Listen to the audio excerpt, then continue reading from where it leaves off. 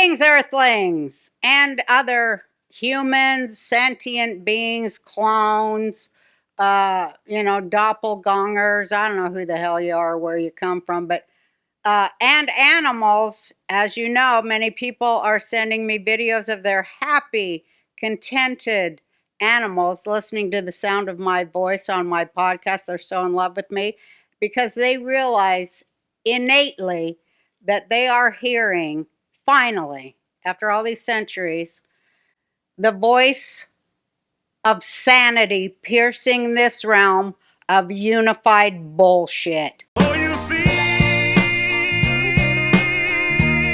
my patience is growing thin. I am so pleased that today I get to have an interview and a chat and spend lovely time with another genius. I mean, I'm not ashamed to call myself a genius. I mean, I am a genius. I'm a creative genius. And I'm I'm a comic, and I'm one of few very successful women comics. In fact, as far as television goes, I'm up there with other great women of television. And they'll try to take me down for that, because once they get their hooks in your creativity, in your brain, and steal your material and try to ruin your life and even destroy your family, once they do that, they don't have any shame, so they just keep on doing it. I guess they keep doing it till you're dead, or you start figuring out The Matrix, my second favorite movie beside Planet of the Apes. The Matrix is the greatest friggin' movie. There was a few things I didn't like about it because I felt like it was jig-jaggedy. Imagine my thrill to have on today the author of The Matrix, who, I mean, I don't know, are we twins or what? We're both, we think of the same kind of back ass word upside down. The genius Tom Althouse. Thanks, Roseanne. Yeah, even the studio heads say they still don't understand it. They don't understand it. They asked the Wachowskis to explain it to him, Joel Silver to explain it to him. They couldn't either. They said, we have something cool, but we don't understand it. We can understand it together today. Okay, I want to start. I wrote this all down, and it's got to go in order because you're like me. You talk in a very large circle within another circle. Layers. Yeah, layers, because that's kind of how a traumatized mind survives. Am I right? Exactly. You create other layers to be free from the oppressive ones. And that was kind of your childhood, right? You had trauma as a child. Yes, I had terrible trauma, and I thought that's the way the world was. And then right away, you get that idea that I have to make a difference. I've got to change this. Maybe I can love people out of this. Maybe I can get them to see a different way of being. And you work to that end from a young age. But yeah, that's kind of like your altruistic self. But deeper, another layer down, is the burning desire to tell that story, isn't it? Yes, it is. And then you find that there's other mediums to do it through: art, music, things like that. Suddenly you become a connoisseur basically in all different mediums, such as you are. I mean, it's an explosion of creativity that comes at exactly the right time. It doesn't come when it's not supposed to come, right? Exactly. It even enters your dreams. Lucid dreaming becomes part of your life. It's a way you have to control your dreams to have a safe environment. You start to lucid dream. So you were always I don't know what the word is. I always say autist. Yeah. Were you said by 5 years old they recognized that you were a gifted child. Yes, teachers were already starting to recognize it. As soon as I entered the public realm of education, it was starting to stand out. Weren't you playing the piano and all kind of crazy? Secretly. I was not supposed to. So I would go down and play it very quietly so no one heard me. And I was not supposed to collect coins. I was not supposed to do art. So it became this desire. Why? It was supposed to be my brother's realm, my brother's area, my older brother. I was not supposed to be one that intruded on his realm. What were you supposed to do? Collect stamps. Okay. Yeah, which wasn't my world. So you would, but you weren't allowed to play the piano. That makes no sense. Yeah, no, that was supposed to be something. It was all divvied out to different siblings. They were supposed to be this, that's, and it's like a very categorical kind of assignment of who we were and what we were and how we were identified. Real rigid. Extremely. Was it very religious? Extremely. Oh, okay. I was confused. Okay, so it was that real rigid. Was it Christian? You could call it that, I guess, on today's labels. Yeah. Like what kind of Christian? Sort of a fill in the blanks. You can make it your own. I would call it controlled Christianity, where you get what you want by using it to get what you want. And so the rules are applied as you create them and draw upon the Bible to reinforce those rules. Well, you're seeing real deep into a system, aren't you? Yes, that's why I at the young age, at 5, I was like, I don't want this happening to anybody. And I had this weird event, Roseanne, I'll tell you, where at 5 years old, it was a big moment, like change moment, stepping stone, crossroad life moment, where I thought, if I could take on the illness of everybody in the world, because you're thinking about like a child, then everybody can be happy. Because I realized I wasn't getting a chance to be happy.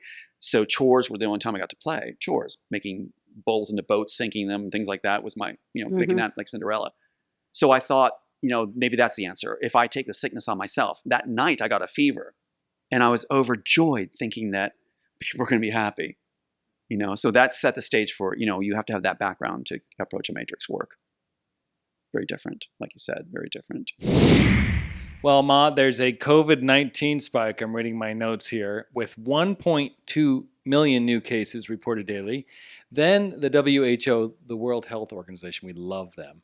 They just declared monkeypox a global health emergency. And now they're gearing up for a bird flu summit, which, interestingly enough, the first case of American bird flu just happened. We've been telling people about this for months. It's here. It's election season.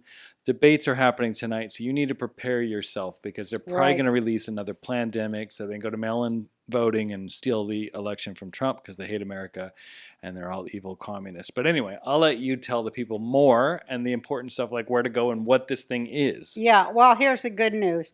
You don't have to be scared if you're prepared. The wellness company created the medical emergency kit, and every home in America should have at least one of these. We do. They're packed with life-saving meds like ivermectin, amoxicillin, and even a Z-Pack. And it's all backed by experts like Dr. Peter McCullough. Yes. In times like these, having your medical emergency kit is not just a luxury, it's a necessity. Protect your family by preparing now. Head over to twc.health/RB and use the code RB to save $30. Don't wait until it's too late. Act now. Take some control in your life and ensure that you're protected against whatever comes next. That's twc.health/RB and use code RB to save $30. Free shipping right now. These kits are limited and only available in the USA. So, well, then I was wanting to lead up to what brought you to write The Matrix, but that wasn't your first thing that you wrote, was it? Well, what I was doing secretly, and those journals are still existing, which is really wild, I was creating, if you would, childlike screenplays. So I was writing down, I had my own code for writing music and composing music. And I would lightly pencil on the, I'd be killed for this now, but on the piano ivories, I would lightly pencil in A, B, C, D. I did that E. too. Did you? Uh-huh. We are related.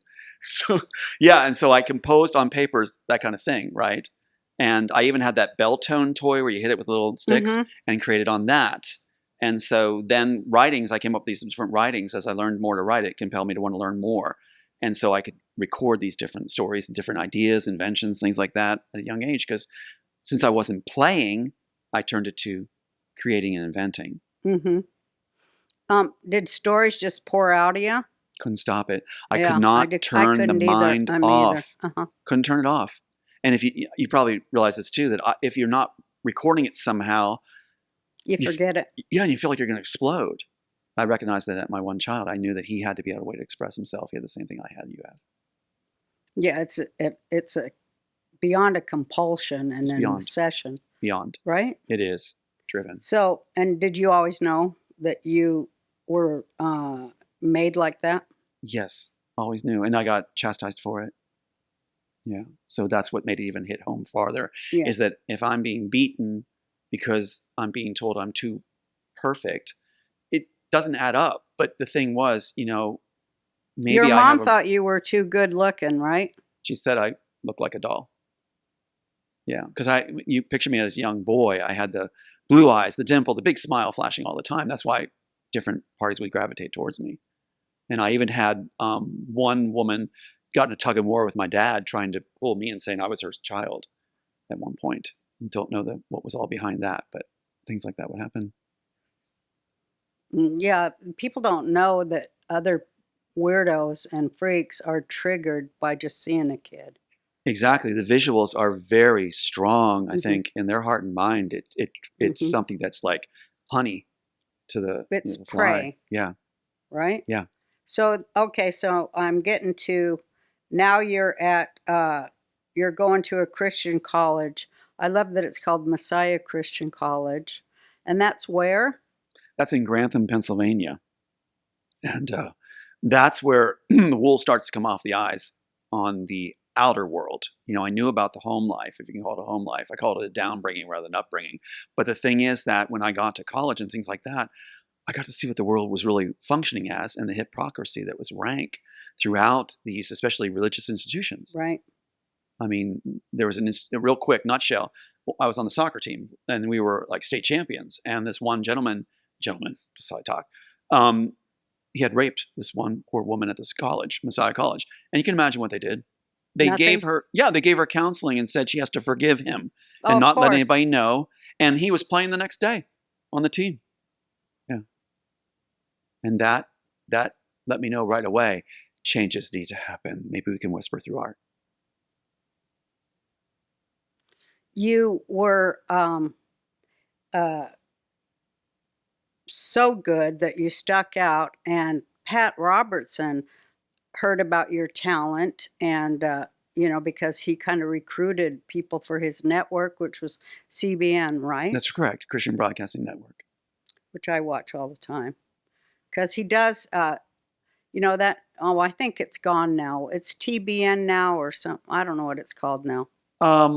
They changed the name of the school from CBN University to Regent University to take the place of God. As far as the network, I think it's still CBN Family Channel. Oh. Like Family Channel, CBN Network. Well, anyways, I watch it because sometimes they have that Rabbi Jonathan Cahn on there, and he's good with the Bible. He makes a lot of mistakes, but he gets some good ones, especially when he talks about Ecclesiastes. He's good on that. There's a whole reason why Robertson was tapping into the Jewish community, and it's kind of chilling. What is it?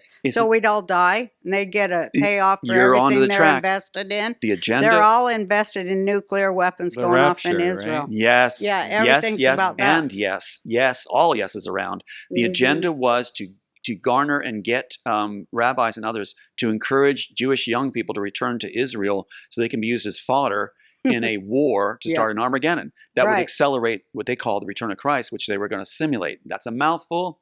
There it is, what I was whispering to her. Okay, I do want to talk about, I'm getting all There's a lot there. ADHD, but I get it. But I do want to talk about the simulation of Christ's return, which they were working on. Yes. Operation Operation Blue Beam, I think it's called, and what they're really up to. Because none of them are godly men, are they?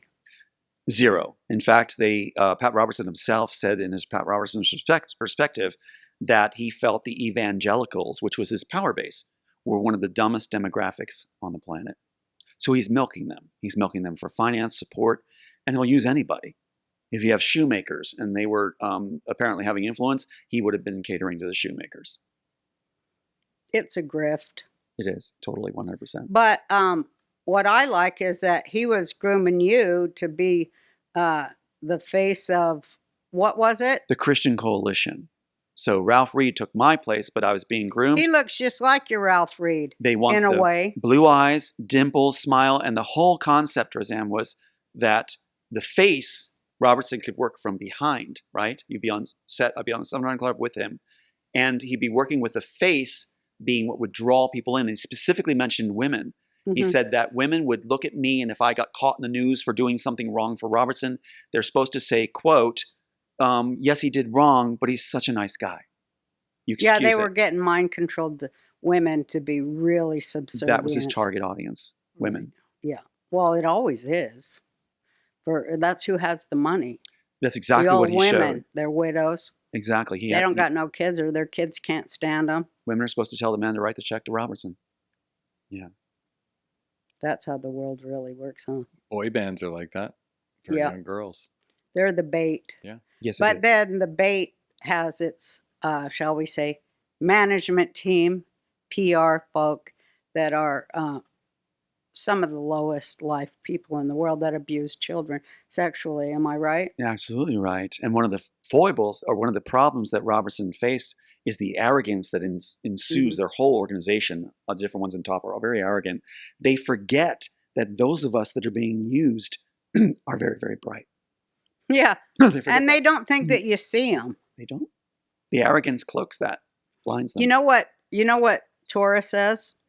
It says arrogance and ignorance are the exact same thing, but they're just two sides of the same coin. One does not exist without the other. That's brilliant. And it's always where they are tripped up. When them two things, when they talk about intersectionality, that's their intersectionality that's taking them down right and left. Exactly. Because they're not for, talk about biting the hand that feeds you. That's right. They also stumble with, they brag.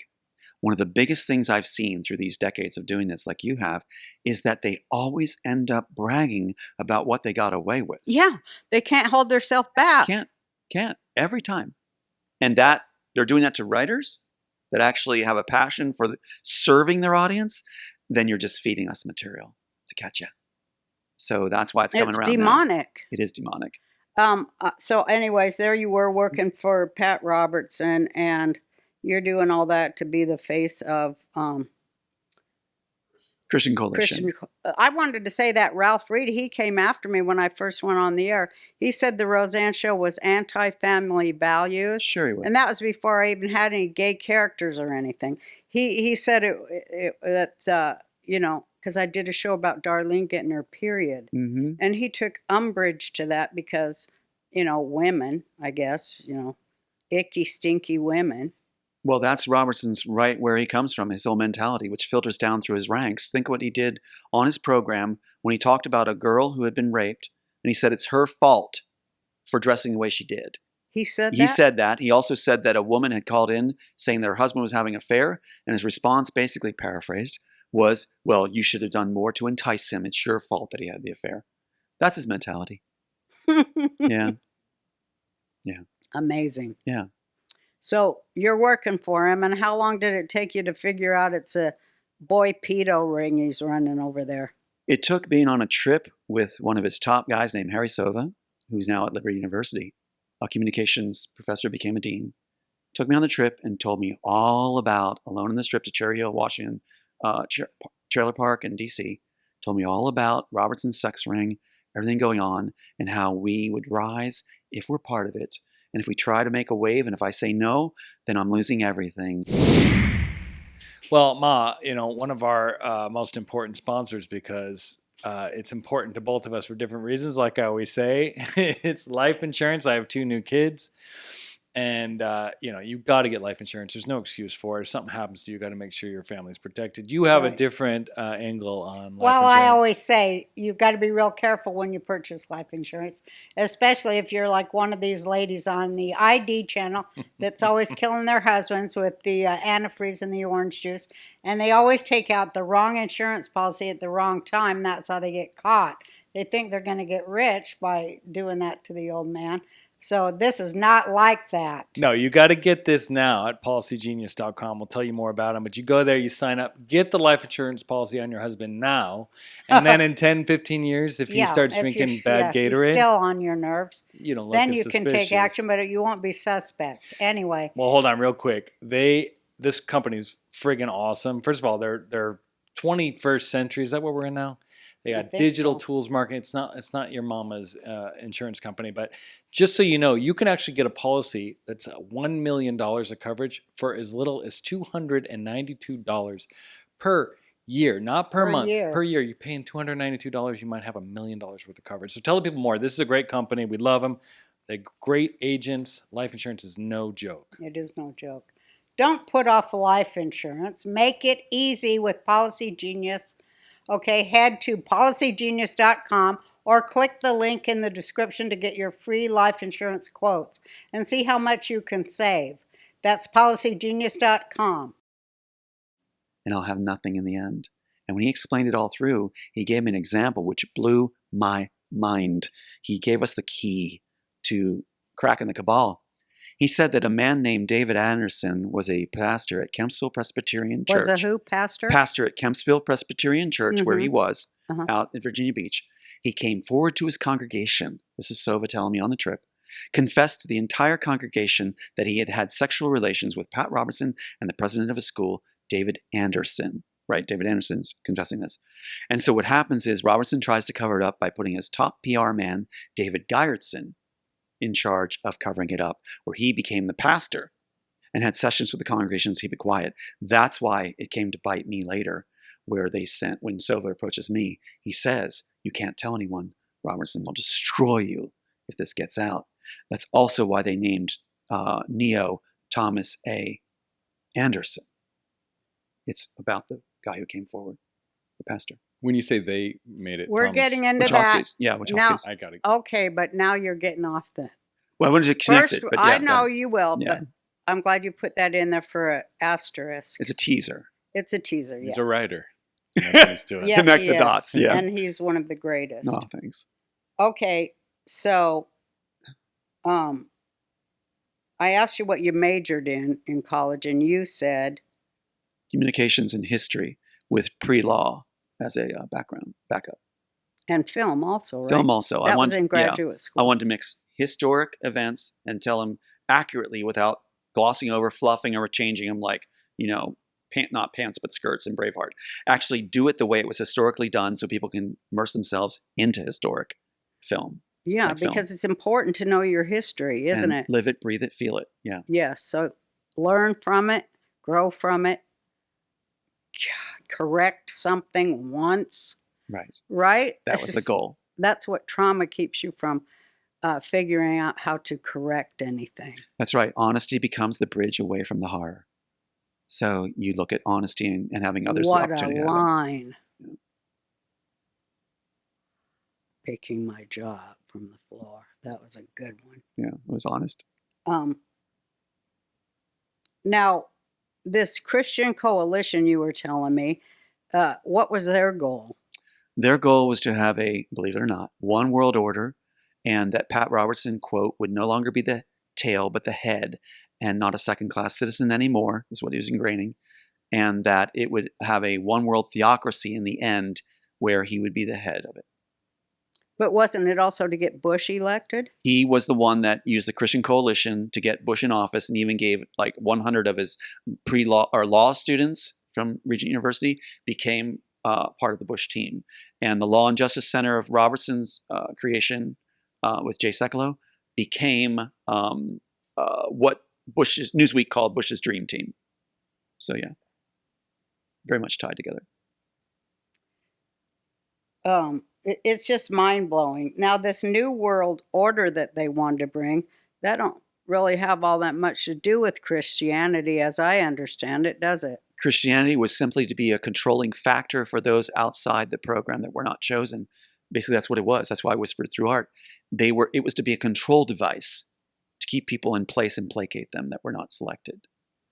And what happened after that guy told you all that? Be good and don't say nothing, you'll go far. What did you do? I did a Tom thing. coming from the background we discussed as a child, I went to try to get him some help. And that's when the axe came down. That's when they axed you. That's when they got me, just destroy me. Yeah. I Who wasn't did you going go to get him help? the dean of the communications department. I went saying I don't want anything to happen to this man because I was being told that it was circulating, things were being said, it was happening, problems were occurring. So I said, okay, I'll go to the dean and just say, I want him just to be helped. I don't want anything to happen to him. Yeah, nice move. Did anything happen to him? He got promoted. Isn't it? It's hilarious. He was a repeat offender. There was a letter written to me, a letter written to him after this meeting, right? Same date, October 31st, 1988. The letter to me says that I should trust him only as God's authority on earth for me, no one else, and that I did everything wrong by accusing this wonderful man. The letter to him, written by the same parties in the other room waiting, when they came and wrote it, said that he was a repeat offender, not to do it again, that not to spread lie or rumors about this student, let it go, stop making it worse, and that you were wrong to take him drinks and to have homosexuality and stuff on the trip. That's the letter. Did he force you to have sex? I was roofied.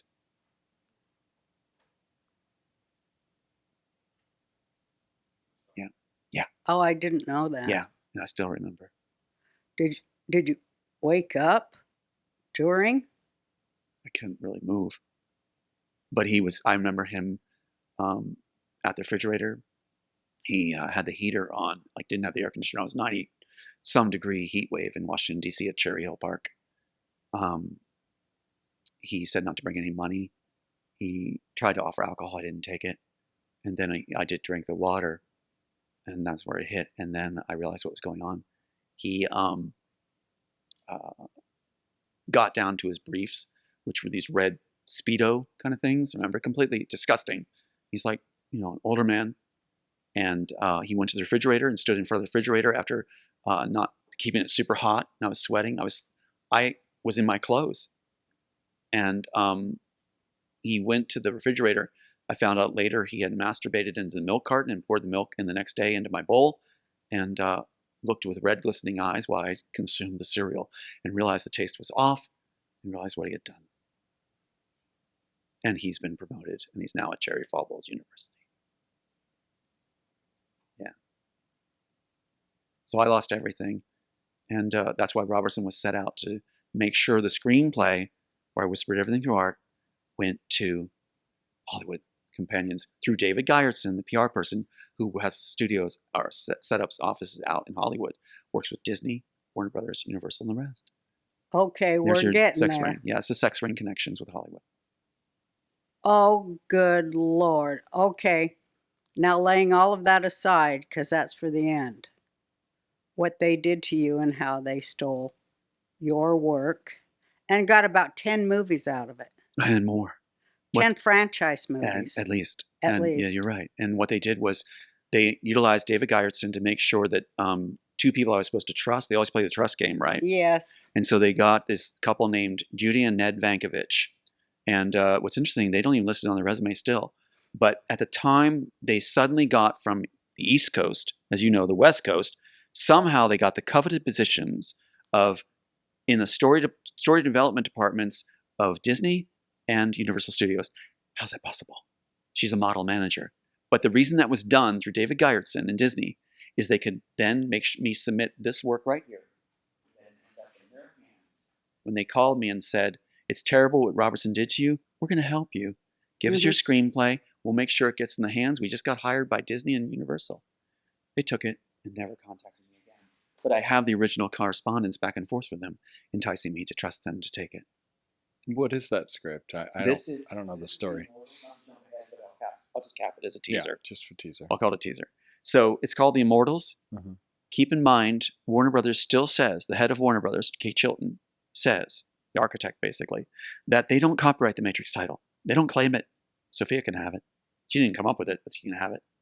They copyrighted the Immortals title. And they commissioned Tom Hanks to have a certificate of authorship, and was ordered and commissioned on the copyright entry, ordered and commissioned to write the Immortals. Tom Hanks, who was my handler in Hollywood. That's how close this gets. Who is Larry Wachowski's best friend on his sheet, on his own sheet, rap sheet. He says Tom Hanks is his one friend. Tom Hanks, the actor that we all know. Yes. Okay. Now, okay, I never heard before that Tom Hanks was your handler. I'm only hearing that right now. When I went out to Wheel Gear Theater, Ellen Gear's. I used to love we that live in theater. Topanga. I love that theater we still. lived I there. love that Still theater live in still. Topanga. She's got a good heart. She even said how bad they are out there. She's a good heart. And she gave me, she said, you got star quality, Tom. Just be here. She gave me a place to stay, gave me wine to drink. She gave me everything. Who's this now? Ellen Gear, who is Will Gear's wife. Daughter. Oh, daughter. Her to wear is his wife. And she had me over to her trailer many times, contacted the Abrams agency. They said they wanted me to make it in Hollywood. But I didn't think Ellen Gear was aware of this. But she said, Ron Howard and Tom Hanks will be your mentors here. And to turn out that Larry Wachowski is Tom Hanks' best friend, and that Tom Hanks is the one that was commissioned and ordered and commissioned by Warner Brothers. And I sent you a clip. You'll see the image of that very thing to write the Immortals. And with a certificate of authorship, only 3-page entry. So you've got this whole thing where it's so blatant. The theft is so blatant. Now, wait a minute. Was The Matrix first called The Immortals? Originally when it was being passed around. Oh, good Lord. Yes. I didn't know that either. Yes, the Wachowskis changed to Matrix, and this is what's really amazing. Look at this. Take the Immortals letters. They're trying to be clever. So they didn't write it. They didn't understand it. Take IMMORTALS. How many of those make up the letters for Matrix? And tell me what's missing. X. X. That's where Elon Musk comes in. Elon Musk was given the tech. As crazy as it sounds, the Wachowskis were given the story. Everything from Neuralink is in here throughout it. The Warner Brothers attorney said, it's not there. I opened it blindly. It's right there. Yeah. Jackson Neck is all through it. Wachowski said they wanted to do Jackson Neck for real. So Elon Musk was given the tech, Neuralink, and even called it Neuro Enhancer. I called it Brain Enhancer at first. He called it Neuro Enhancer, then Neuralink. So Elon's not a good guy. I'm trying to encourage him to do the right thing. We have a lot. We could do a lot of good if we just have him come back the right way. What Elon Musk is doing, remember we said about how, sorry about that with the mic, that Ralph Reed was supposed to take my place as the face of Christian Coalition? Elon Musk was to take my place as far as the tech. And they changed the rule when the case was thrown that it's not who publishes Neuralink first, as in this case we'll call it that, it's who spikes it first. In 2013 they changed the rules. It'll go back to who published it first.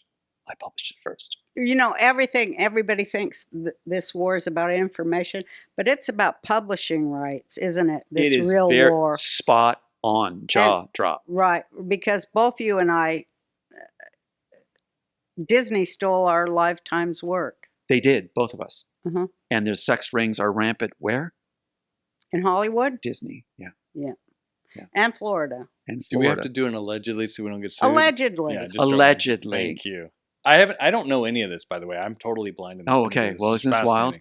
It's very wild. Yeah, I don't know.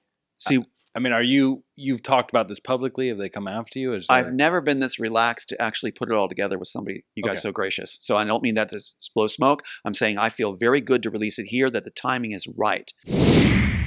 Well, Ma, we all dread the what should we have for dinner question. You, me, and Hannah go through this every night. It's like we have talked big. We live in the country. It's not a long drive to the grocery store. We don't want to cook a big old fancy thing. So we just eat chips and pepper cheese. Yeah, or Triscuit. That's not good. It's not good. So what we did is we partnered with Home Chef. We love this company. These ingredients come. They're pre-portioned. You just put them together in a bowl and cook it. Or you can get more crazy and chop and stuff. Or you can even get from them meal-ready kits or oven-ready. So if you don't want to do all the big old reading directions and chopping like all the other stuff, you can just get a meal preparedness kit. You take this thing and you just put it in the oven, and it's fantastic. So for a limited time, Home Chef is offering my listeners 18 free meals plus free dessert for life. Can you believe that? And, of course, free shipping on your first box. Go to homechef.com/Roseanne. That's homechef.com/Roseanne for 18 free meals and free dessert for life. You heard that right. Homechef.com/Roseanne. You must be an active subscriber to receive the free dessert. Do you think they regret offering you and I free dessert? Do you think we put them in the hole yet? I think they will regret it sooner or later. Yeah. Probably sooner. Okay. I feel God has timing in everything. Timing's now. Yeah, this is now. And what would the detractors say? I mean, I know we're going to get to that. Just if people What come out to, detractors? well, The do people brainwashed idiots? Well, do they disagree with you, or is that How really can As they far as me disagree with owning the his material? life? Yeah. Yeah, okay, here you go, right here. Yeah. Here's what Sophia Stewart, they're going to bring it up all the time. You'll be inundated with this one. Okay. Sophia Stewart was put in place by Warner Brothers to be a first claimant to throw everybody off. She has a 33-page thing called The Third Eye. It's not a screenplay. You need a page a minute in Hollywood, basically, is how the script fans out, right? Right. So that's 33 minutes. That's not a screenplay, right? Right. Not who wrote a screenplay, but she was put in place to claim it, and they allow her to claim the title, but her work has nothing to do with The Matrix or Terminator. Gotcha. But she's there to steal the thunder, where people go, well, she claimed it first, and that's as far as they're supposed to think. This right here, she calls a forgery. You can examine it yourself. That's a gold seal, blue ribbon, bolted, with the actual PAU number, register number on it. Yeah, you Anybody can registered look it up. it. Right. Oh, I guess then the Writers Guild is defunct. Yeah, I guess That's so. what I tried to say when they stole my shit. I'm Yeah. like, I'm a member of the Writers Guild, and you're giving my shit away to a producer, Right. and you're going to pretend to represent writers? Yeah, fucks. Well, that's down the road. What we get to is just what you're talking about is how do you throw a case where all the evidence is for them? And they're saying they have no working drafts at all on tape. Wow. And that's a story in itself. I got that tape. And so what's interesting is they have no working drafts whatsoever. We have all the drafts, all boxes of them. And it's like, how do you get away with the theft? Go for a summary judgment by providing an attorney who has an unlicensed state where you're not allowed to practice law, and get him to throw the case by being a classmate of their attorney and be a defense attorney also, and make sure he gets access to everything and block everything from going in, especially after he's fired. Half hour after he's fired, allow them to proceed to summary judgment without objection, no triable issues. We have everything, including what they stuck in it, which we'll get to later. Back to you. All right. Thank you for answering. All right, back to you. I'm learning to follow. I mean, they have no shame. And they are so arrogant that they think they're never going to get caught. I mean, it's just a criminal. I mean, I love all these stories coming out about the music business and how criminal that is. That's involved in ours too. Mm-hmm. I submitted music with the work. They gave it to the guy named Yanni under the Warner Brothers label, YANNI. Back in 1993 when I submitted, they gave him my piece of music I submitted with what I suggested. You're shitting me. No, he gave it to Yanni in 1993 for his album. It's right on there. The Yanni? Yanni, the Yeah. Yanni. Okay. Under the Warner Brothers label. So they divvied out everything. Tech, music, story, everything. If I was going to really let fly and tell you all the shit they ripped off that I did, first of all, they ripped off Roseanne in 100 ways. Right. But my talk show, they fucking spun whole series in cable television out of that. Because I would have I did like a kind of Queen for a Day kind of thing. Right. I can't even name them now. But I did the searching for antiques that were worth money. Well, clearly Hacks is stolen from your life story. I don't know if Yeah. you've seen that show. I'd like to know who writes that, because that's... Have you seen that? No, I don't watch television. But what I like is that I see the writers I fired are working for the DNC. Yes, they bring in And their anybody. shit ain't funny. No. It's not insightful. It's boring and dead, is why I fired them type of shit. That's the thing. That's why they refer to us usually as the golden goose. They refer to us in the industry. It's common knowledge that they're ripping you off and they're ripping me off. I'm amazed I'm here right now I'm amazed talking with I'm you here too. and that wasn't interrupted. I mean, it's like they want us to talk to each other because they're out of material. Well, they've got to have something to steal. That's what I said when I got fired. I said, fuck, who are they going to steal their shit from now? So let's get Roseanne and Tom talking together. Yeah. Yeah, no shit. Who are they going to get their ideas from? Right. Maybe they'll spout something out. They don't have any ideas. Zero, zip, bankrupt. And they feel entitled to yours. The agencies believe that too. Did you Yeah. hear what the Pentagon feels about us as citizens? Well, they want to kill us. Well, yeah, but they also feel that any of this property. I'm going to pull up this guy, Sophia Stewart nuts, and she's one of their main players. There you go, Sophia. There you go, buddy. Anyway, so they feel that any work we do is their property Mhm. because it's about national security and we're citizens of the state. So therefore, this is to be taken for national security concerns. Yeah, beast system. Right. Communism is the beast Right. system. Fascist communism. Yeah. It's blending. Nazi fascism, There you communism. go. There you go. They're all one animal now. The authoritarian state that decides everything you do. And what your children do. Well, they just Yeah. want your kids. They do. They want to, goose step them in line. That's You what's think so wild. Yeah. You know they don't want to just goose step them, baby. Well, we know what Robertson's doing and what Disney's doing. We know what they want to do. You know what it's called? You said, I don't know if you'd feel safe to go into it, but I'll go into anything. I have nothing to fear, nothing to hide anymore. And by the way, if there's nothing this is not live, if there's anything Yeah. you don't want in, I'll cut it You out. can put everything in. Okay. One of my things that they know that it's got a response from them is that I do not shy away. And they're going to learn and be educated to count on that. Good. So, yeah. That's the only way. Otherwise, everything gets cut out in pieces. So, yeah, go ahead. You're talking about the Nazism and communism blended and yeah. what they're doing to our children. Yeah, and neither Hitler nor Stalin. I like that. Well, you said that. It's the rewrite. Neither Hitler. Well, it's probably better that I use fake names for them. Like I was going to write my life story and have my worst husband be called Tim Arnold. But so I could. But Sarah what am I Gilbert. saying? I don't know. You said that they're even worse than, I think you're heading towards they're worse than Hitler. I Oh think. yeah, You said because Hitler and Stalin, that was what it was. They didn't have computers. They didn't friggin' have mass media. Nope. And boy, their thing is they're trying to erase stuff as fast as their two little crooked legs can run. That's right. And They're trying to memory hole everything. But people like us, we can't be memory holed because trauma makes you have perfect memory. Exactly. You brought up something so important I'm going to go ahead and cap onto. Okay. Is that the Neuralink is basically that mark of the beast. The Neuralink is what's going to get us held down. And there'll be two different levels of it taken from me who wrote this and pitched it as integral to the story, not for real life. But the Neuralink will be a secondary one given to the common people, they call them, and a more advanced one for the elite so they can always outthink lower classes. That's part of the program. And it's also going to be a way to control our memories, steal intellectual property, just plug it in.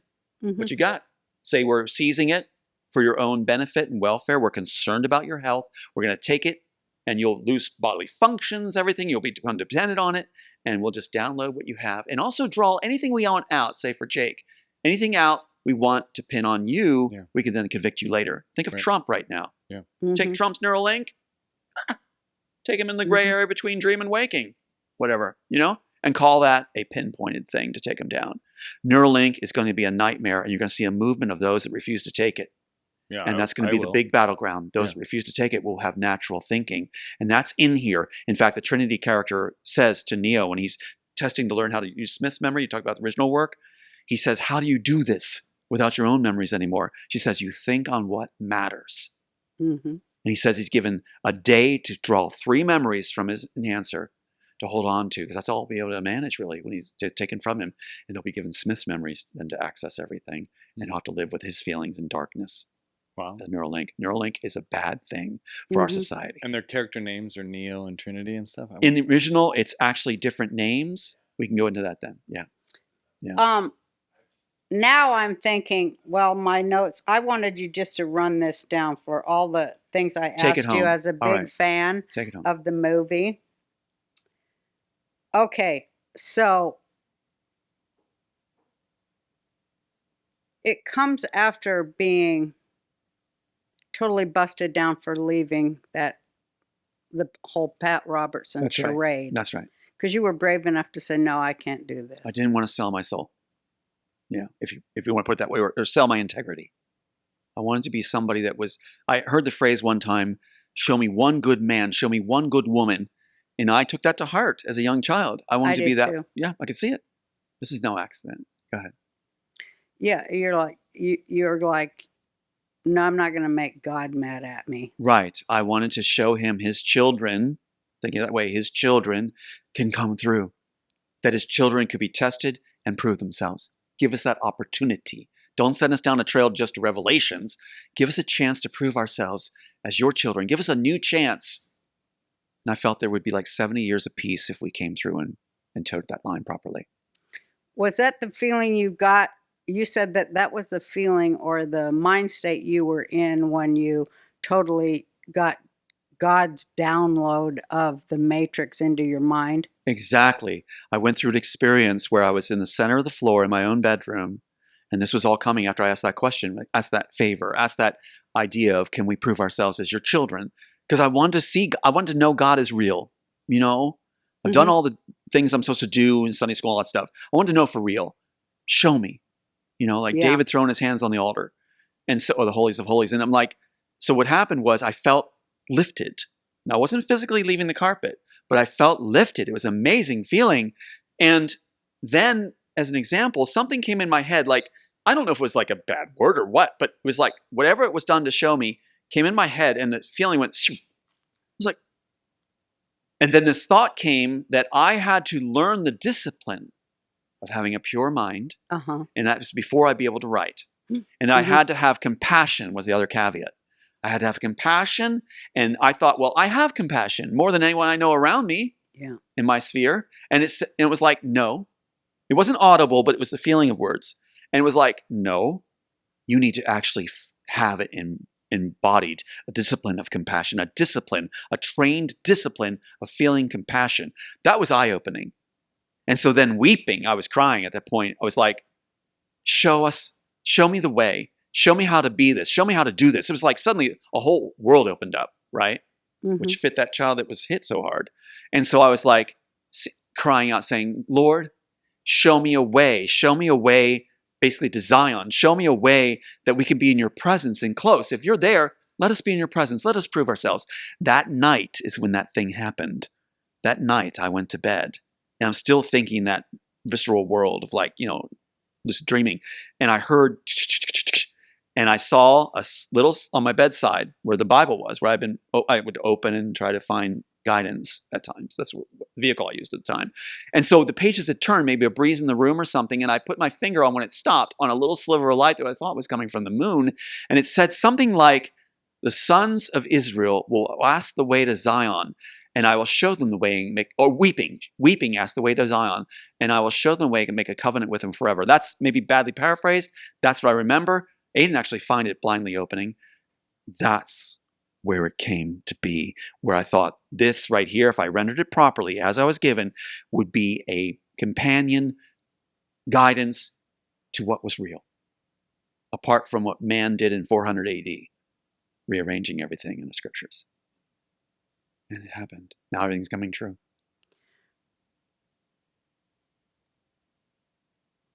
If that made any sense, but it didn't make sense to me because I'm like, from my sphere of Christianity, I only had certain things to draw from. And I heard about the conference around 400 AD where the statesmen got together and reordered the Bible. Oh, yeah, I knew about that. And I thought that was wrong. Something felt wrong. Like it was political. Yeah, it was. It was. Yeah, X this out, put this in. And that's what I felt that was bringing us back.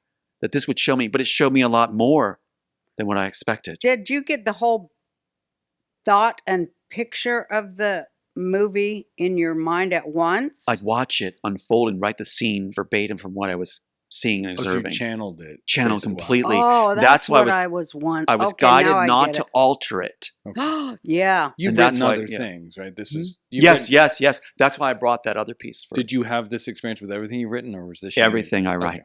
Fascinating. Yeah, the music same it's way. It's like a God download, just right? That happens follow to me faithfully too. what he gets. Yeah, isn't that amazing? Yeah, it's a blessing. And when your hairs are standing up and you're just trying to write so fast, you got laughter with tears. Your brain's going like this, and it's you're trying to keep up. Your nose is running. Yeah, you're trying to keep up. You got to be in your truth. That's what God's all about. Back to that honesty is the bridge out. That's right. That is a bridge out. You got to be, and your whole mental processes I learned too, which you probably already way ahead of me on this one, is that I learned that whatever we input into our mind, into our subconscious, it's going to work on that and spit out an answer. Now, if we put something that's maniacal or something harmful, it's going to work on that and spit out an answer. That's going to keep being fed back and forth and take away from our creativity. It's going to tie it up like a street with traffic. But if we put in something that's honest, our mind will be well functioning, Absolutely. If we put a lie in, our mind knows it's a lie. We know it's a lie. It'll chew on an answer and it'll get disjointed. So, anybody who tries to create, who does lies, isn't with compassion, honesty, is not going to have good work. Wachowskis. That's about right. Because, talent comes from God, and you can't disrespect God's gift to you by lying and spewing out bullshit. Exactly. All you can do is Like a lot of copy. these people, but a lot of Americans are brainwashed and they're addicted to bullshit. They'd rather pretend than know. That's why Warner Brothers philosophy and what they're pushing right now is transgender, screw up our families and everything, and hurt children. And also, Well, they just want to be all up in their genitals. exactly, which genderless people is actually in that later. We'll talk about genderless people, where it comes from, where they want to live it from. And it's in there. It's in And there, both but there's for a reason. Wachowskis are transgender, right? They are the poster boys Yeah. for it, but they are not altered. No, they still have their genitalia. They In do. fact, Larry brags about it at the Humanitarian Awards. So they're transvestites then. They're under the employ of Warner Brothers, who has an agenda to push it for other youth to follow it, for Mhm. youth to follow it. So, but they didn't have to do it. It's punishment for what they stuck in the Matrix, in what they stuck as personal information, which she'll be getting to at some point. Not trying to steer you differently. No, I'm just no. saying that that's why they were given to be the face of it. The face of it again. The face of what? Transgender. They're not transgender. No, they're transvestites. Yeah, they're ordered to be. Why? Because Warner Brothers did not like them putting all my stuff in. If you look at Andy was asked, well, now that you're a transgender, you must be happy now. Andy goes, no, not really. It's punishment. They crossed the bounds by putting the author's total information, high school birthday, all that stuff in the original scene shot, in the original graphic done. That's why we could never lose in court in a fair venue unless you supply your own attorneys. Your information's in the movie or something? My high school, Center West High, is Neo's school. Huh. My dad's name, Neo's real name is Thomas Thomas A. Thomas Anderson. Anderson's in it, right? A. Then you've got my fiance's birthday, Otika Ball, Senator David Bourne's niece. March 11th is Neo's birthday. My birthday's above it. All in the same graphic, the first graphic shot. High school, birthday, fiance's birthday, dad's name, all there. In the column of this graphic, which I sent to you, you'll see So it. they're saying that the Wachowskis are bad thieves and made it, through their arrogance, they made it too obvious. They didn't They're hated. call it the Connors. Right, they're hated through the studios Yeah. for two things. They screwed it up really badly. They failed at everything they did, first of all. Their mom said all they did was watch video games. They failed at their painting business, contracting. They failed in college. They failed as women, too, because those are some ugly fuckers. Thank you. I'm glad you said that. Yeah, I'll They've tell you also what. failed at continuing the story. Exactly. They're not writers. That's right. So, All these fucking producers There's your think proof. they're writers. yeah, they do. And they are not writers. Just because they can write a line that means nothing and moves no one, that don't mean you're a writer, Emmy-winning motherfuckers. Yep. So now we're looked at as golden gooses again. Now we're looked at the ones that actually create naturally. So now you're seeing what's happening. We're actually getting to talk. Isn't that something? They're out of ideas. They're bankrupt. And they're saying, seeing yeah, it. they're saying in Hollywood that this story, their attorneys say this is the greatest story beyond Matrix. I'm not saying that to tout myself. I'm saying, like, let's get the job done. It's like they're saying this, like you said, this story, they say, is what gives them goose flesh, is the story. So now they want to make this movie, but the studios want to cleanse themselves out of it. I'd rather make it with you guys. Well, we'd love to do it. I would like to I do it with want the movie you wrote because how they Was say it a trilogy? they made it's a fucking quadrupleology. Yes, It's a I would franchise. love to make it the way it is with you guys because I they're want to afraid of talk that. about what it is. They can't grasp the human spirit because they don't got none of it. You take out They compassion. can't understand the human soul or human memory because they don't even know what the fuck that is. They don't know about love. All No. they know about is screwing somebody for $2. Exactly. And if I may do a little plug here for humanity, don't use the Neuralink. Don't. You'll lose your natural ability to feel in layers and think in layers and have compassion. You'll lose your ability to feel the love for the one you love. Do not. A lot of Use it. people, that'd be a plus for. They go, oh, great. Sure. I can really make it in Hollywood if I don't have to feel anything about fucking over my mother. Well, there you go. If you're not creative and you have no ideas at all and you don't have anybody you love, Neuralink's for you. There you Yeah, go. There exactly. you go. Knock Great yourself ad. out. It's a great ad. I'm going to put that right in the show. Go straight to hell. Do not collect $200. Yeah. Yeah. But if we make it the way it's supposed to be, fantastic. That's what they fear most. Sophia Stewart They calls fear me. most is that ethical, decent humans will seize the means of media production. And that is what's happening. That And is fuck it. them. They That can't is stop it. what's coming. Well Fuck said. you. Well It's going to said. happen. Fuck you, fuck you, fuck In their you. language, they're afraid of the good guys and the good girls being successful by their own bootstraps, by their own work being done, with them not laundering it. Yeah. Yeah, with the working class who do all the work to keep everything going, telling the parasite class and the speculators to kiss their fucking ass. And that's right in Game of Thrones. And It is. Yeah, This is Game of This is Thrones, Game of what we're Thrones. living right now, And right? Game of Thrones was written with J.J. Martin, was an in-house employee for HBO and Warner Brothers. Yes. He was given to write it with a team of writers. So J.J. Martin, if you look at him, he looks kind of like, I took pictures with him for Vanity well, I don't Fair. mean to knock anything. But it was an in-house ordered work, just like the Immortals. Who did they steal it from? What they did was they Him. drew from our lives and put it in there. Game of Thrones. Game of Thrones is a compilation of everything we're talking about, just like they put the first graphic. Yeah. I felt it was, I feel they ripped me off for Game of Thrones. It's about me and my fucking shit I think writers. they blended us. Roseanne, I'm saying they blended us. Everything they do, they steal from They me. play God, right? Yeah, and so they what they think do is they are God. they want to say who's Well, going to they come to think reality. Lucifer is God. Yeah. They Don't would try they? to take credit for us being here together. Mhm. They would say, Oh, we yeah. let this happen. They'll say the words, we let this happen. We arranged this. That's what they would say. And they try to make it like we didn't have the free will to do what we're doing right now. To play God. Back to the architect. Back to how they function. Okay, now you've said everything, and now we're leading up to where I want to go, my favorite movie. Take it away. Because you've said all the stuff. Now we're going to talk about what you wrote, and then we'll talk about how they Satanized it, Yes, right? absolutely. Because we don't want to make God mad. Me and you, we're not idiots. That just, you see the response right away when you said that. I'm going, that's the one thing I cannot cross God. No. And I will not cross God. And the other industry needs to realize, you need to understand that we will not. And our creativity benefits from that core of something people can count on. They know Roseanne, Jake, and Tom are not going to cross God. No. We have an absolute. And they're always yapping at me because I swear and drink. Well, that is my vow to the American people and people of the world. The fact that I swear, smoke, get high, and drink, that is my pledge that I'm not owned by any motherfucking corporation of devil worshippers. Right. So shut the fuck Who up. gives It's an you shit announcement about for I'm you. that? just trying to have Yeah. a good time. People give you shit about that? Oh, my yeah. God, you cross your eyes. Self-righteous Oh, right fuck them. wing. Yeah, Oh, fuck they'll you. say No, it. they're on their way out. Yeah. Haters that can't hear. Because you know what it is? Like, the Bible tells us that you hear and think through your heart, Mm-hmm. not your brain. Mm-hmm. That's a new one for people. Well, that's that expression that comes through in the creative process where, like you said, you're seeing it, you're hearing it, you're feeling it, and it's just coming through you. Like you said, Jake, it's like channeled.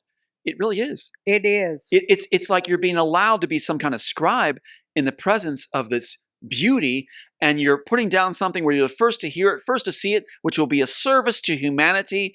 And we got to get rid of the people taking it away and ripping it off and ruining It's to it. lift people, not to Yes. subject them. Yes, yes.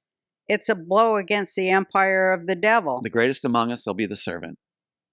Right? Right. And that's Oh, what the whole, that's so true. and that domestic thing I showed you, it's all about that. The whole idea where the man who's gentry flips society upside down, where the servants live the Well, best of don't give lives. too many ideas or they'll steal that. I know, you're right, you're There'll right, you're be right. a sitcom Disney's about that. Disney's already come at me on that one. Wanda so, yeah. Sykes just got hired. I just saw it to write By that show. who? The devil? I'm joking. Yeah, she's, yeah. she's writing that show, I said. Yeah, yeah. Oh my Anyway, God! but it's Don't in your get me hands. started on her. But go Oh ahead. yeah, starring Wanda Sykes and Whitney Cummings And Sarah with Gilbert. Sarah Bernhardt and Sarah. All right. Ask Bernhardt. me this before you jump on. Ask me who I wanted to play Trinity. Who's Trinity? I can't remember Okay, Trinity. Trinity was actually Is that named. the chick in the cat suit? Shit.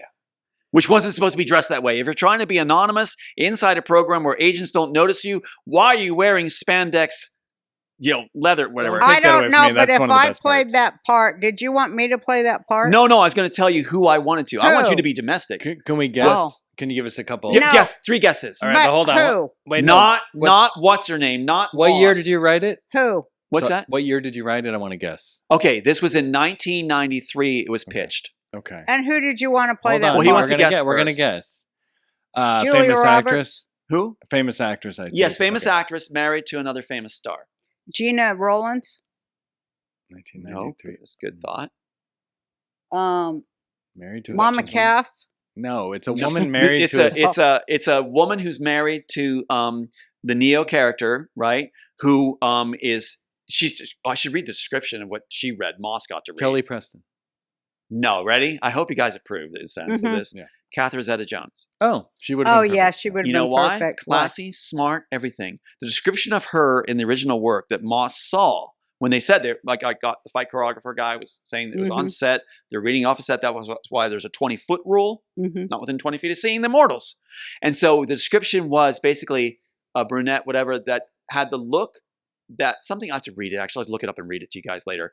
But it's like that would have an intimidating look to most all men because she had the classy intelligence and beauty that was all one. And grace. And grace, like a divine feminine. You sure you didn't Divine write it for feminine. her? You know, I she said she's got to be in this one piece. You gotta no, know it's but I got to wear a cat suit all right. or I'm All right. not doing it. If we do these things and we have a gala, you got to wear a cat suit. I know I do. Biggest I hit love cats. ever. I can already see it. You got to see it. I'm gonna be. That's I'll be what the laughing people so hard. want, Maj. You in a cat suit. I know they do. I'll pee myself. Well, they're going to have to pay big money for that for Granny to go love back it. on the pole. Woohoo! Okay, so continue. Sorry to interrupt. Yeah, no, it's back to you. Yeah, because I threw that in. That there. movie was a mind blower because it was at an incredible time in my life. What year did it come out? 1999. Oh my God. That was in my big, weird year. Really? You're experimenting on life? Yeah. I was feeling very chosen. Now I can. That just took me right to serious because that's exactly what I was feeling at the time. Wow, we just like it must be the same person, just divided. And I know. Yeah. Weird, right? It. I've had so many hair raising events today since I came to your home. So it's like I'm just like, what? How many No, times? but I do shit that if I hear God tell me to go somewhere, I'll go. Yep. Doesn't Yeah, matter will you where, go? how, when, go. But how many times have I gone like this? And that's my oh my God moment. You know, it's like like psst, yeah. Yeah. I'll hear God go, you've got, and I know he did this with my talk show. He's like, you've got to go do this at the Apollo in Harlem. Wow. What was that? 1996? Right. 7. Talk show would have been it's right 98? there, coming fall '98. It's up on that sign. Oh wow. Cool. Because he's like, you got to bring a little, something over there. Right. That's And like everywhere I go, it's crazy because nobody ever liked me or my family when I was growing up. And, whatever. Not whatever. But there's a lot of feeling in that. then like it was like, oh, hey, I can improve real estate markets. That was a cool thing. When the values go up because I go there. Right. And I thought, fuck, that's cool. That is cool.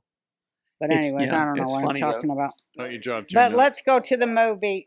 Yeah, what are there big differences between the Immortals and the because I know nothing. Oh my God. Well, nutshell. Sorry. Don't get it. Oh yeah. All right, I was gonna say it's just think of just watering down a fine wine into basically sludge. Hey, do you guys owe back taxes? Well, the tax relief stuff is over now, the COVID relief. Along with hiring thousands of new agents and field officers, the IRS has kicked off 2024 by sending over 5 million pay-up letters to those who have unfiled tax returns or balances owed. Don't waive your rights and speak with them on your own. They're not your friends. Tax Network USA, a trusted tax relief firm, has saved over $1 billion in back taxes for their clients, and they can help you secure the best deal possible. Whether you owe $10,000 or $10 million, they can help you. Whether it's business or personal taxes, even if you have the means to pay or you're on a fixed income, they can help finally resolve your tax burdens once and for all. Call 1-800-958-1000 for a private free consultation or visit tnusa.com/RB. Right. They just ruined every bit of it. But go ahead. Because I love Simplified it. Yeah. Okay. No, you can see where they got all their movies. Mm-hmm. Yeah. But you know who's the worst? And I heard this. You know how you don't know this about me yet. Do you have a terminal disease? Do I have a terminal Uh-huh. disease? If I do, I don't have a med bed, so I don't know. But Neuralink's supposed to be addressing that too. But I'll He's go. got to be anyway. wealthy I don't know. too, Mom. Oh, huh?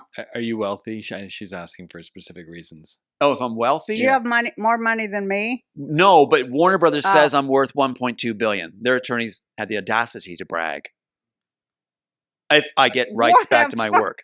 Yeah, they do that as a harming As thing. they rip you off? Yeah, they brag about it. Their attorneys, they'll have people contact you from their attorneys saying they're when you're off record bragging about what you're worth. They said $1.2 billion. If I get name credit back. That's why when you said let's make this, that's the fear most. They had Stewart trying to say you can't make that. They'll put an injunction. They put an injunction on us. It means there's matchups. It means we win. But you registered it at the fucking Writers Guild. It's right here in this form. That means something Yeah, to we- the fucking Writers We always Guild. registered.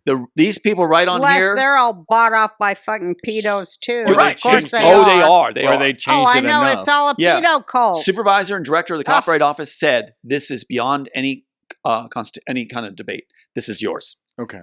The PAU number on here, the PAU number. What's PAU stand for? It's the register number for it that you can find in the Copyright Office. Yeah, you register Two. your script so you Yeah. can't be ripped off. Yeah, That's no, how you win in Yeah, so lawsuits. 2304. But they fucked with him and didn't let him give that evidence like they did to How Trump did they in not New let York. you? the Lawfare. attorney, yeah, the Let's ask attorney who this. was on license to practice Oh, you law, already who was said this. classmates Okay. with them, half hour after he's fired, allowed his classmate to proceed to summary judgment without objections, means no evidence going into And you refute. can't appeal And that, that's the only way you can win a summary judgment if there's no tribal issues. All this was blocked. and you can't. That's reapply. exactly what they did to Trump, and it's exactly what they've done to black men in the United States for about, 900 years now? Now that's Well, what's in interesting the United too. States, probably. It's a little interesting less. too is that Sophia Stewart's trying to play that card, saying that she's the black woman that looks like her, the oracle looks like her. Warner Bros. Did that because she was in house to do that, brought in the house. There is, but she said there's no black men in Tom's screenplay. The second in charge of Underground is a black man. So she can't make that claim, but they'll claim whatever they want, don't they? Yeah. And then you just say, put it out there and won't debate, won't talk, won't Yeah. discuss. Well, Yeah. they use the quote unquote court of public opinion against you to label you a racist That's or right. crazy while That's they right. steal your shit, which That's is right. what they do to the American people That's too. right. So what Hey, happens? you're a conspiracy theorist and we're stealing and we're going to nullify your votes and steal all your tax They're money. saying about Trump that it's basically delusional to say that the system's corrupt because look what happened to Biden. The system is corrupt. Look what happened to us. And the thing is too that I was going to say that well, I'll get to it. Well, back to you with your questions. I'll follow you. But there's something that's coming. But I've yeah, lost control of you. I just like I That's- was trying to be so good. I know. I was trying to be reined but in. you're a man and you can't be controlled, and I understand that. I'm a free I'm just range. going to try to. free You are range. free range, but I'm going to try to rope you back in because I just want you to talk about the fucking show you wrote, The Matrix. Give me a rope that I can put around my neck and I'll I realize. saw The Matrix 150 times, Right. and I didn't quite click with it several times. But when talking to you and seeing what you were, I heard you with my friend Jesse Zebitar, Mhm. who I hope to have on here soon. But you were on some show in Australia, Right. and you were talking about getting ripped off by Disney, and of course my ears and big toes perked up there, and I was like, huh? Got real close and listened, and was astounded at your whole story. But that was the first time that I heard you talk about what your original intent in the movie was. Mhm. And then to think about the parts of the movie that I couldn't get when I watched it, I went, That's bad writing. I went, wow, they really marred this Mhm, impeccable movie with mhm. some badass, stupid fucking Democrat Mm-hmm. writing here. Mm-hmm. And so then for you to tell me what it was originally, now, I mean, I've got to see that movie. I don't want their trash fucking. I feel like we'll be doing it together. Like you guys will all do it together because they Now, can't stop listen, us. okay, now let's go into it and you stay really focused or else. I think in layers, but I will stay focused. Okay, now, okay, so here's what I want to know. You're Neo.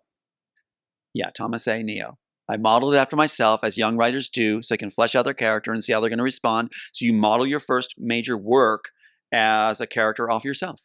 That way you know how they're going to act. And so you wrote, this is after you leave the Pat Robertson After I'm org. gone, I start whispering through art. You're telling the absolute truth of the world right now in a million different ways. That's right. The plan they have for the One World Order to institute it and what's going to make everybody get on board across international boundaries. World leaders. I knew that that's what the movie was telling That's what it me. is. And that was through Pat Robertson. That's right. That's right. So the idea was, here's a nutshell, and I'll be right back under your lasso. So he's like, yeah. yeah. It's like herding cats, I know. But the thing is, like, the idea was that if you offer an immortal program, which Stanford and IBM has perfected now, basically, immortality for you and your families, which is the interrogation scene original thing, you're offered immortality, then you'll get on board, just for the elite. And you have a one world society formed over that desire to have you guys inherit the world. Are you like digitized immortal? What do you mean by No, you are flesh and blood with basically the neural enhancer, Neuralink, Neuralink, and the red pill, which is based on the blood of the children, which gives longevity off the growth hormones and everything. And they perfected, they're doing it at Stanford IBM right now, where they perfect getting rid of aging, basically. Man, woman's greatest enemy is defeated. Wow. Which means you no longer need a massive population out there anymore. You can now just have the elite and eliminate the rest with a final solution. Jesus. That's what I'm whispering through art. Think they were interested? No wonder now they let's stole go it. to the red pill. The red pill, as you intended it, is kind of adrenochrome, isn't it? Exactly. Wow. Exactly. I figured what I was given as I was being led, as you said, like channeled, Jake, as I was getting it channeled through, the idea was that they would experiment on children, beginning in World War II, on Jewish people and others, and that Hitler had a bigger event going on where scientists were working on how to get that 1,000-year Reich going. And America and England got on board with eugenics program and everything else, like thinking this is hot. Because they were studying immortality. Exactly. And so what happens is that's what they're now achieving now. And so that's why the architect throws the war and everything and basically has his people, the top 100 in cryotainers, whatever. But the idea was that the red pill would be given and it would give longevity to those who were in the program. And in fact, you can pass through the liquid mirrors of the train station, which are security devices, if you're on the red pill. That's Project Looking Glass. There you go. I had it right in there without even realizing what I was doing because it was channeled. Which also you take it out and make it Neo just going, ooh, through the mirror. No, it is the security devices at the train station. But the thing is, Neo is, his job is he's an lower echelon CIA department head. That's exactly right. Who's in charge of spotting illegal immigrants. Well, that's timely, isn't it? Yeah. God has a way of making it clear with the markers. To see who's a terrorist. That might be a terrorist, right, and any that they're entering. So that was their job of their department, and it gets shut down because they catch on to people appearing that are not aging. Okay. So the idea was, in our time, that elite and wealthy individuals and different world leaders would start disappearing from their homes. Everything's in place, nothing's missing, but they're being removed from society's eye because they're not aging anymore. They don't want people to catch on, the masses to catch on that there's an anti-aging program going on, which is to formulate a one world order, offering it up to all world leaders and their families. That's how you get everybody on board to be on your one world order. Yeah. I'd do it. Now, okay, so Neo, while looking for illegal immigrants that might be terrorists, Right? stumbles on another program. What they call the ghost program. And these are individuals that are escaping a regeneration program in Brazil. That's like the that movie, the Boys from Brazil. Boys from Brazil. You said, yeah, you did say Mhm. that. Exactly. So what's happening is the architect is bringing back his top 100 by testing on secondaries, test subjects that match them physically in a field of pods, Yeah, I remember that. right? Uh-huh. The batteries. And that's so you can bring them back safely for the New World Order when they perfected the longevity immortal program. Mm-hmm. Program with the red pill. Blue pill comes later. Software programmer that was taken. It is not. They made it. The Joel battery. Silver got it wrong with the robot-like agents. He turned robot-like agents into robots in the program. And even the exec from Warner Bros. Said, "What are you talking about?" And it's on this article. It's in this article, all transcribed out. And he's like, "It's robots in the program." And the guy's like, "Robots in the program?" No, Joe Silver. It's robot-like agents because the stakes are higher when they're real and have feelings and they're terminated from a room of monitors where they show too much emotion and feeling. Yeah, because that's why all the agents show no emotion, because they've been bred Exactly. to show no emotion. Exactly. And that's why when Hugo Weaving, whatever his name is, Yeah. When he read the original description of the original piece, which is on set, plenty of people coming forward and saying it's there. So when they're reading the original description, he's reading about that, the character that's meticulously groomed, that moves with a calculated grace and everything. And his first take, I'm told, was to come up with that iconic expression of Smith, which is, "We feel that you are." An actor, that does their work and does their salt, gives the director something a little over the top to work with to bring them hone it in, right? Right. That's your job. Right. And so he does that, and the Wachowskis are so stupid that they say, keep that, keep that. So that thing that he was offering up as a first, work with me with, mold me with, they said keep. And it became that iconic thing of "we are," which is right off the description of what the character is. That's something. That is something. Moves with a calculated grace, Yeah. and robot-like, yeah. Well, that's how they are. That is how they are. And they're programmed to be triggered. And with the Neuralink, code words. Exactly. If they and there's an example of that earlier in the screenplay here when we make it all, is that you'll see. I love this too that we're going to do this, because when you see it the way it originally is, it's much richer with much layers, and you have that foreshadowing thing with the room of monitors. It's not for the architect. Well, we agreed I wouldn't get ahead of it. So the monitor, anyway, the room of monitors, the gentleman's being terminated. The one agent's being terminated. Well, the one agent's pleading for his life, saying he's coming out of it. His emotions on the monitors had spiked, which means instant termination. You're not to show any feelings in the public. Otherwise, the button gets pushed. That's right. Isn't that real? That's like that experiment at Stanford where they made people think they were torturing somebody. Yes. That. What is it called? The Milgram? Is that what we talked about? That sounds familiar. Yes. It's that exact thing. I was only following orders. That's right. How many do it? And you know what the attorneys all the Democrats, they know that they're trafficking children in through the borders. That's right. They don't give a shit. Yeah, you know what a Warner Bros. Attorney said to me? "We're fans of your work." They told me that off record. Yeah. And they said, "It's just business. Just business." What? Robbing my child, killing my children, taking away from them, and taking a gift to the world that it was channeled through as a servant, giving it to the world, taking away from generations they'll never know what it meant now. Well, they will, because we're talking about it. Go ahead. Now, you listen here. I want to read this script. Yeah. Yeah, we need to read this. Please. Everyone needs to read. I will ask. All right, now wait a minute. So he finds this ghost program that's about an immortality program with secondaries. pods. They're primaries, and those are, who are those? Those are the architect's top 100. The top 100 being brought back in our time. Yeah. Which the CIA did. Go ahead.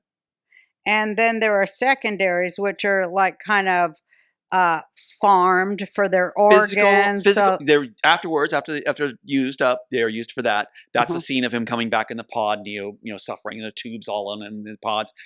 They are secondaries to test on regenerating them from cryogenics in order to make the primaries have a safe regenerate. So they're called secondaries. Yeah. They're like an avatar? They're like guinea pigs, test subjects on each, and it's interesting because like Jews in Auschwitz. Exactly. And they're closest matched physically to each particular primary. Okay. So we have anyone has a specific issue, like she said about terminal illness, things like that. That would be accounted for in that test subject matching the other one.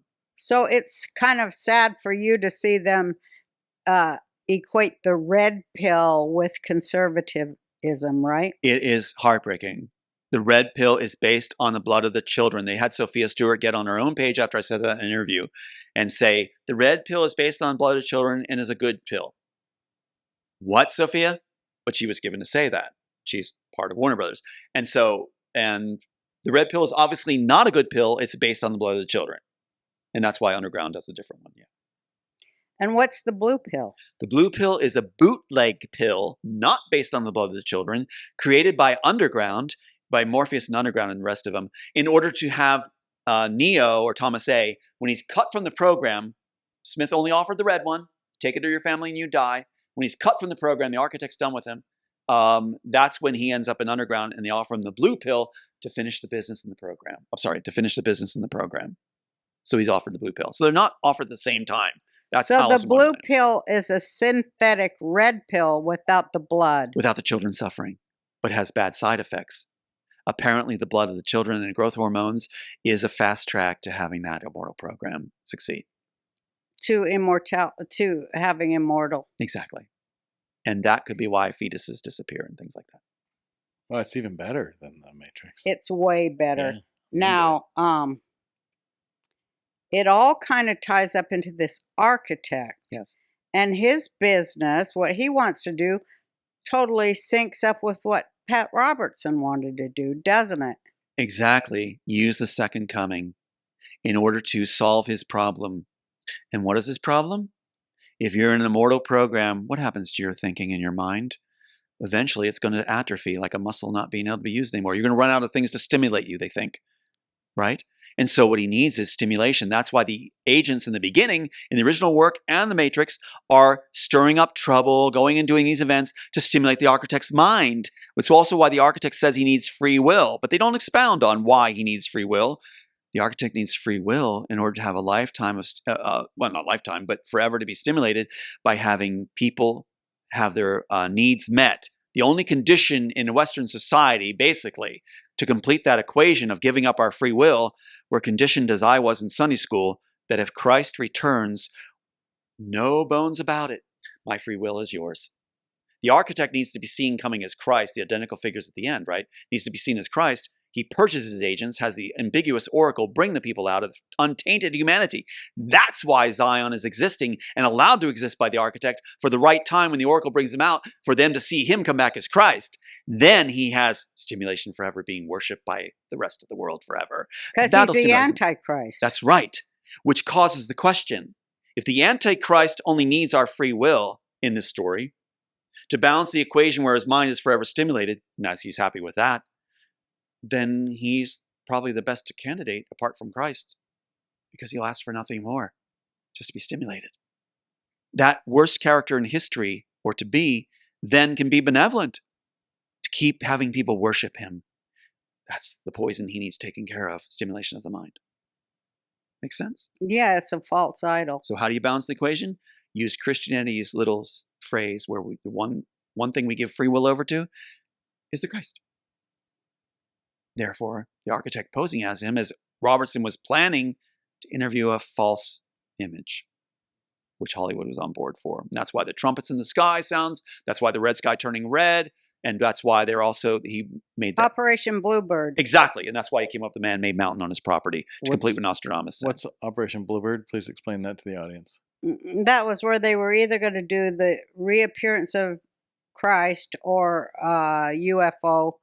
UFOs invading the world. They have all the technology, project those two realities onto the screen. Unify us under their command. Unify us that we'll follow whatever they say. That's the ending of The Matrix. Mm-hmm. They took that out. Now, the Wachowski said on set, we're keeping the exact same ending. Didn't make any sense. It's all the Tell spines us what torn they apart. changed in it that made it satanic. Oh my God. Well, first, the relationship of the little girl.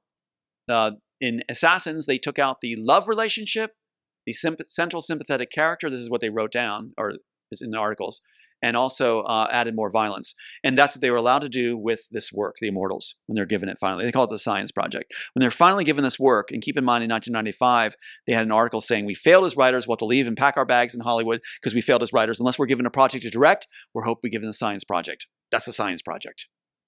So that's why Tom Hanks was first choice. Wendy Wasserstein, the Jewish playwright, was next choice.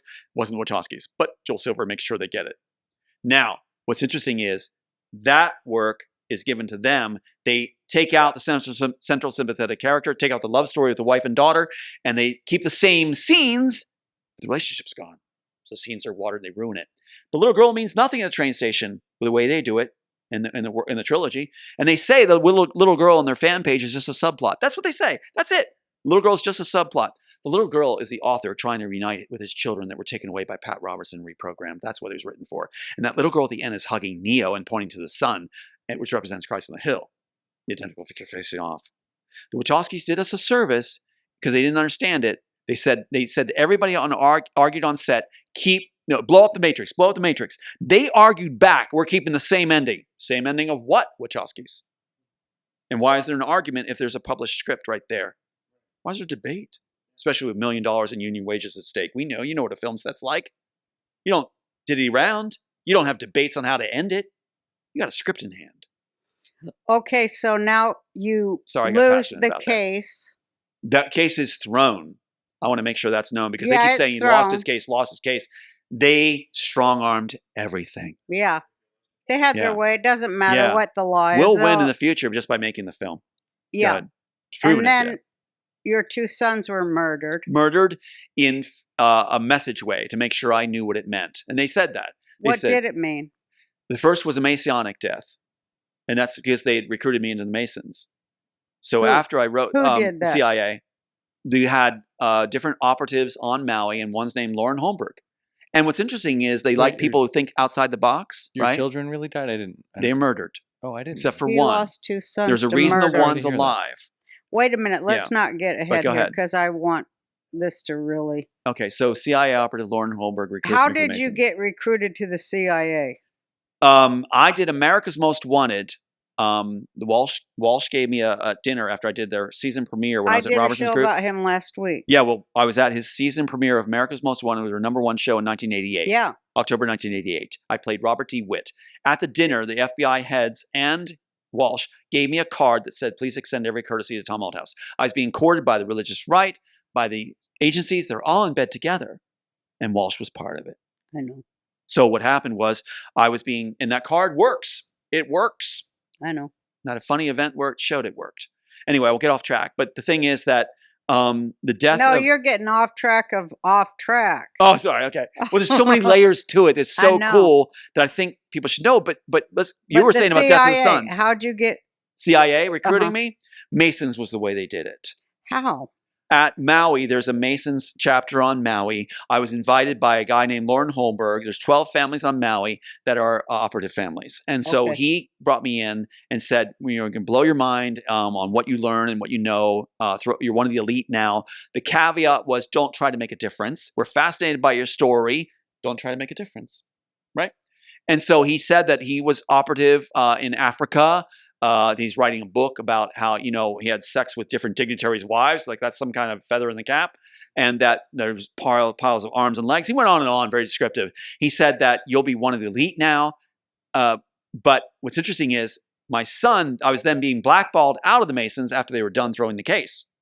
And my son died the Masonic death. And you wanted that described? No, I want to know. So when did you go with the CIA? When I joined the Masons, they're grooming me. When what? When was that? That was in when the case was being thrown in 2012 and 2013. I don't get how you got in with them.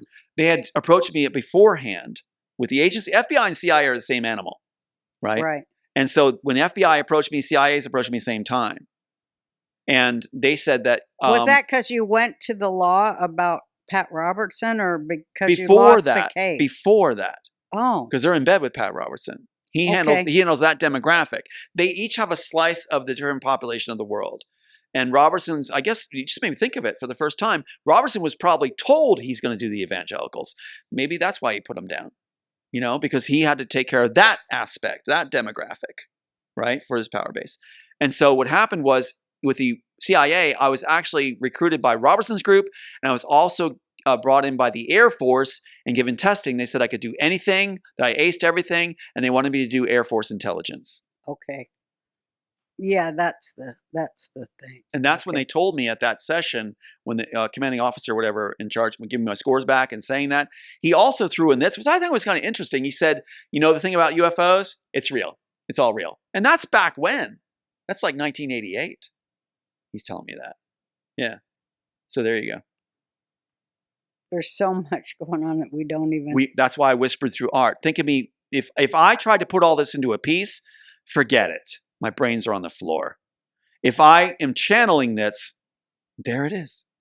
There it is. So you've got like this Neuralink in Neo that, you know, you just take something out of someone's Neuralink and replace it in somebody else, and then they You are feel accessing their feelings their and memories. You feel what they felt, their life events that you can recount through their memories. You'll feel what they felt and live it.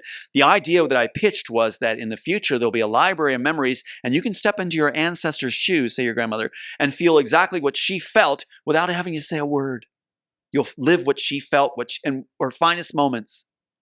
And one of the things I wanted to do after this, I know I'm off track on this, but I think it's worth saying, is that I wanted to have that library of memory for real, where you would have a library of memories where our elderly, who are basically shipped away into these mental older homes and just profited off, stripped of their wealth and shut away as if it's something benevolent.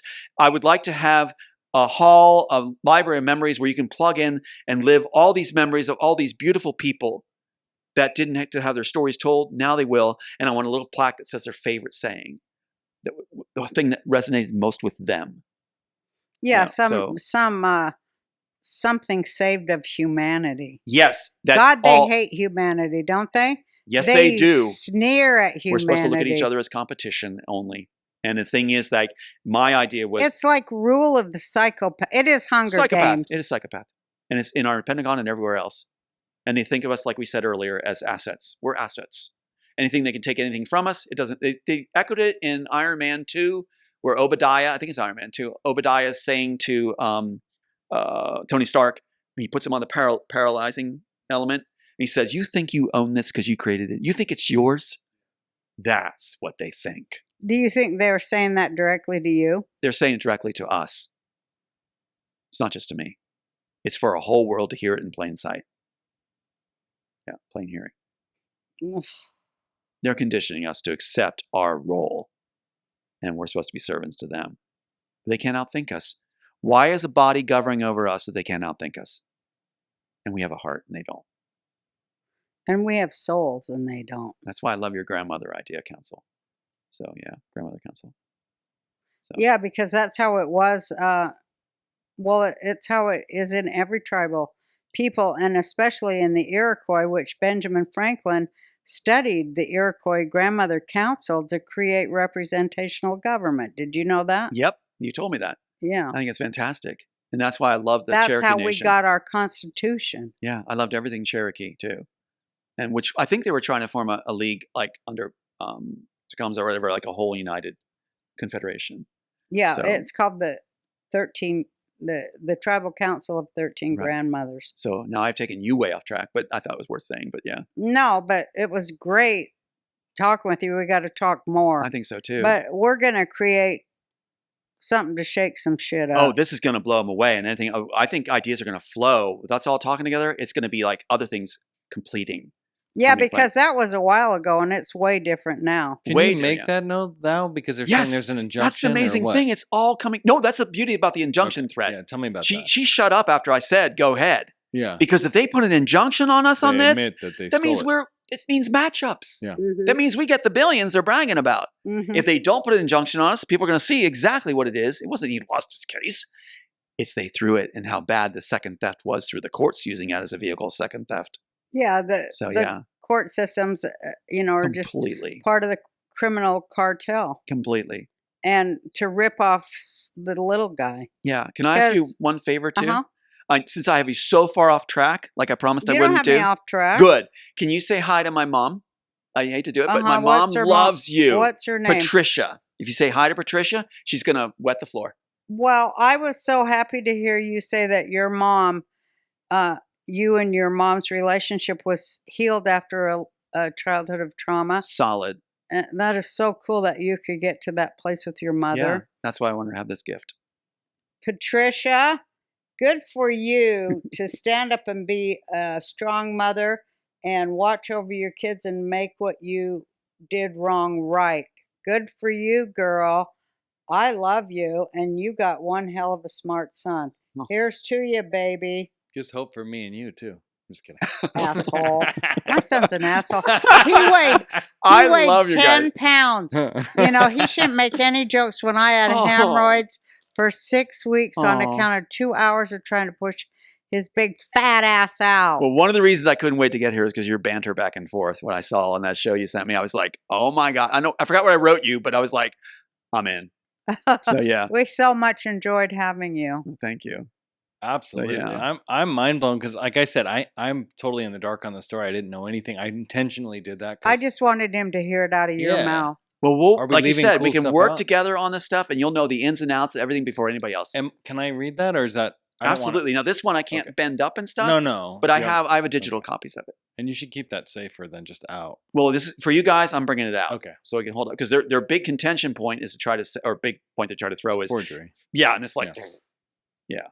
Please. It's Bob Iger that stole your shit, just like mine, right? Bob Iger. That he thinks he's the fucking king of Yep, and he was going to turn it all Shit around. Hill. He was going to turn my it around. dad, Shit Hill. That's what. Well, it he is. was going to talk to me on the phone, and you know what happened, right?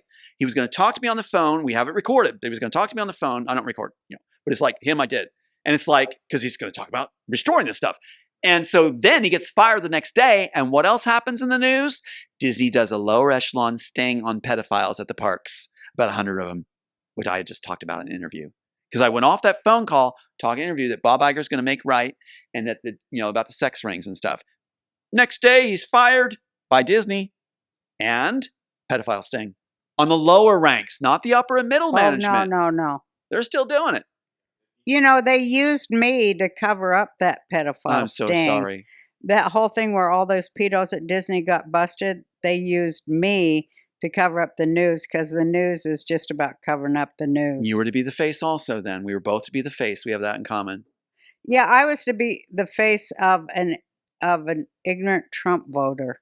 Oh. That's what it was, a racist Trump voter. Oh, okay. After 30 years as a civil rights activist. To take your voice and take it away from you, basically, and turn it around.